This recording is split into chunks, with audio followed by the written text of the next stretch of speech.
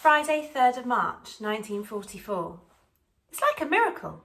We were just sitting in the kitchen having our tea when we heard a car outside. Uncle George's dog was going mad. Mum said to see who it was, and by the time we went out, Uncle George's dog was attacking the tyres, biting and snapping at them. It was a Jeep. Adie was in it and Harry too. It was the first time I'd ever seen them without their helmets on. They looked even younger somehow. Not men at all like the other soldiers, more like boys. "Got something for you, Lily," Adie said, and his smile seemed like a laugh waiting to happen. "Something that's going to make you really happy." I thought it would be some chocolate or something, but it wasn't. Harry reached into the back of the Jeep and lifted out a cardboard box. A cardboard box which was mewing. "You said black and white, right?" Harry said, giving it to me. "We found this one hiding away in that old hotel down on the beach. She's blacker than me and whiter than you, and she scratches some too." Adie took her and held her out to me. "This the one you've been looking for?" I knew her at once, from her green eyes, from her markings, her white paws, and her deep roaring purr inside her, and I took her in my arms and hugged her to my cheek. I'm not sure how it all happened after that.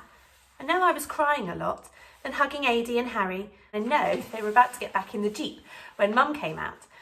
And minutes later, we were all sitting around the kitchen table. Adie, Harry, Grandfather, Uncle George, Mum, Barry and me with Tips sharpening her claws on my lap. And we were all having the happiest tea time of our lives. Mum got out the scones and clotted cream she'd been saving for Sunday. Adie and Harry had never seen scones before. Barry got some cream on his nose and tried to lick it off with his tongue, and he couldn't, so he used the back of his hand and licked it, and everyone laughed. No one talked about the war, not even Uncle George, and they stayed till it was dark.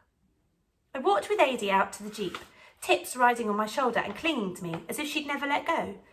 "Lily," he said quietly, "I've got to tell you, there was other cats, young ones, a whole family of them down there in that hotel. From the looks of her and the looks of them, I reckon they were her family. Maybe too old to need mothering, but you'd better keep a good eye on her, else she could go back to them, you understand? She's here now, you keep her here." He stopped by the Jeep and stroked Tips on the head. "I've had the best time, Lily, the best time since I left home," he said. Then I asked him, "When you go out in those boats and do those landings, is it dangerous?" He didn't answer for a moment. "They fire real live stuff over our heads, so I guess it is, but they do it so we can get used to it. They know what they're doing, I reckon. It'll be a whole lot hotter when we do it for real over in France, that's for sure." "When will you go?" I asked him. "Sooner the better," Adie said. "It's what we came here for, Lily, so I just want to get on with it, get it done, and then get back home." And he and Harry were gone. I realised too late that I'd never even said thank you. Grandfather was sitting with his feet in the oven this evening when he turned to me and said, "Lily, I never thought I'd hear myself say it, but those gum-chewing Yanks, they're all right. They're all right." Uncle George's cat hasn't been seen since Tips arrived. Tips is queen here now. She's taken over the whole house and my bed.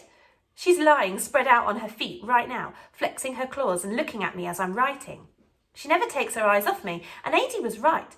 She's had more kittens, and it was some time ago, I can tell. I just hope her kittens are old enough to do without her. I can't let her go back to them. I just can't. It's so good to have her back. I feel like I'm purring inside. I'm purring with happiness. I've been thinking, next time I see Adie, I'm going to ask him to bring her kittens home as well. Then Tips will really be happy like me, and she won't ever go running off to find them. Will she? Tuesday, March 7th, 1944. Tips has gone off again. It was Barry's fault. He left the back door ajar when he went to fetch the logs. I told everyone she might make a run for it, and we had to be sure to keep her in. Tips must have slipped out behind his back, and we haven't been able to find her since. Barry says he was only gone for a few moments. I try not to blame him, but in my heart I do. He should have been more careful. I'm more cross than upset. At least I know where she must have gone. Back to her kittens, back to the hotel. At least I know she's alive. As soon as I can, I'll tell Adie, and he can go and fetch her back again. And the kittens too this time. He'll do it for me, I know he will. Today was such a beautiful day. Clear skies and blue, blue sea. There were primroses all under the hedges. Why do sad things have to happen on beautiful days? Barry's miserable too, because he thinks I'm angry with him. I'm not really. Not much anyway. I'll make it up to him tomorrow. We heard lots more explosions today. One huge one, it shook the whole house. I hope Adie and Harry are all right. Wednesday, March the 8th, 1944. Someone said it first on the school bus this morning. I couldn't believe it. I didn't want to believe it, but Mrs. Bloomfield told us it was true. The Slapton Beach Hotel was blown up yesterday. It was blown to pieces during a landing exercise. She says there's nothing left but rubble. Barry picked some primroses for me on the way home this afternoon. He thought they'd make me feel better, I suppose, but they don't. This time I know I won't see Tips again. There's no point in even hoping, not anymore. She's had her 9 lives, I suppose, but her kittens didn't, did they? I can't even cry. I'm too sad. Uncle George's cat came in a few minutes ago. Maybe he knows what's happened, and maybe he's trying to be kind. I've put him out now. I don't want another cat, not ever. Wednesday, March 15th, 1944. Mum said this morning that she had a big surprise for me. I thought she was just trying to cheer me up. First, she said Barry and I could stay away from school today, so we knew something was up. Then she cooked a special Sunday lunch, even though it wasn't Sunday, with roast chicken and apple crumble. The table was laid with all the best china and her best tablecloth. She'd done her hair and she'd put on lipstick. Even Uncle George looked less like a scarecrow than usual. He'd slicked his hair and he'd put a tie on. Grandfather wasn't there and no one would tell me where he was. Mum just tapped her nose and smiled at me mysteriously. Barry said he knew what it was all about, but he didn't want to tell me, so I pretended I didn't care, which upset him a bit, which I shouldn't have. He was only trying to keep the surprise, and when the surprise came, it was supreme, just supreme. When we heard the dog barking outside, I knew it would be Adie. I was sure of it. I ran outside, but it wasn't an American Jeep. It was a car.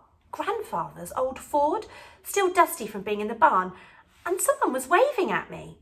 I couldn't see who it was, not at first. Then he opened the door and he got out. He wasn't wearing an American uniform. It was British, a British uniform with stripes on the side. Dad, in his beret. Dad was home. Hello, Lil, he said. Remember me? I ran to him and we hugged there in the farmyard with Uncle George's dog chewing at the tyres of Grandfather's car. Then Mum did the hugging and cried a lot. And even Uncle George looked as if he was crying too as he shook Dad's hand. When I looked around a few minutes later to introduce Barry, he'd gone. He was there sitting beside me at lunch, but he wasn't his usual chatty self. He didn't eat much either, which wasn't like him. It was the best lunch. Dad ate as if he hadn't eaten at all for the 2 years he'd been gone.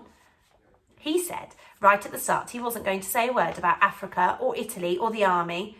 He only wanted to know about home and the farm and the evacuation and how we'd all managed. We told him everything about the move, about Adie and Harry and the Slapton Sands Hotel and Tips. He said how sorry he was and he kissed me, which was nice because I knew he'd never really liked Tips all that much. He did try to talk to Barry, but Barry had gone shy and quiet and wouldn't say a word. After a while, Barry asked to be excused and went out. I couldn't understand why he was behaving like that until Mum said he lost his father in the RAF over Dunkirk, wasn't it? I felt so bad, so stupid not to have realised. I had my father back, but Barry could never have his back. I went out and found him sitting looking at the sea. He didn't want to talk. He didn't want to look at me even.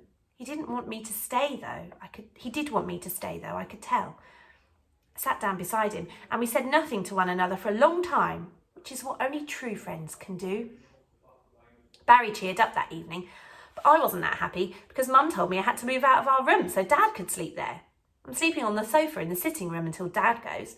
He says he's got 5 days leave, so it's not so bad though. With any luck, I'll get to stay up late every night.